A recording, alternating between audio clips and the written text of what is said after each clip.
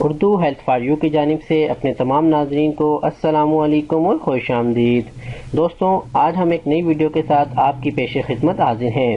دوستوں، آج ہم آپ کو بتائیں گے کہ اگر آپ کے ہونٹ پھٹے ہوئے ہیں تو آپ مستقل طور پہ ان سے کیسے چھٹکارا حاصل کر سکتے ہیں۔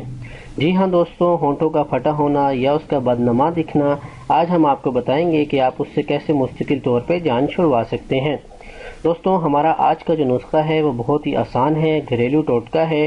بآسانی طریقے سے آپ گھر بیٹھے اس کو بنا سکتے ہیں اور استعمال کر سکتے ہیں۔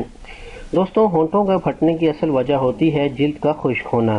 جب جلد آپ کی خشک ہو جاتی ہے تو وہ اکڑ جاتی ہے، جس کی وجہ سے نرم حصہ جو ہوتا ہے جلد کا وہ پھٹنا شروع ہو جاتا ہے اور ہونٹ اسی وجہ سے پھٹ جاتے ہیں۔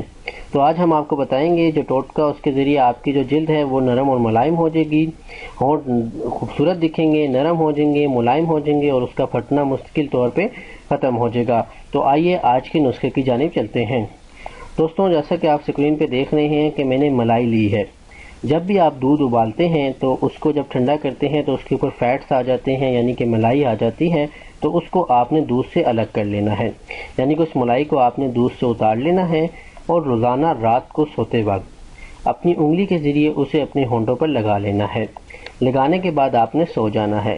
دوستوں، کوشش کریں کہ رات کو سوتے وقت اس نسخے کو استعمال کریں۔ اگر کسی وجہ سے آپ رات کو استعمال نہیں کر سکتے تو دن میں کسی بھی وقت لگا کر 2 سے 3 گھنٹے کے لیے اس کو چھوڑ دیں، اس کے بعد ہونٹوں کو دھو لیں۔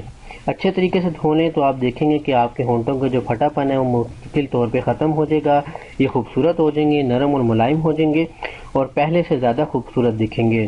تو دوستوں، ہماری آج کے اس نسخے کو لائک لازمی کیجیے گا اور ان دوستوں تک لازمی شیئر کیجیے گا جنہیں ہونٹوں کا مسئلہ ہے، یعنی کہ ان کے ہونٹ پھٹ جاتے ہیں یا برے دکھتے ہیں یا نرم اور ملائم نہیں ہیں۔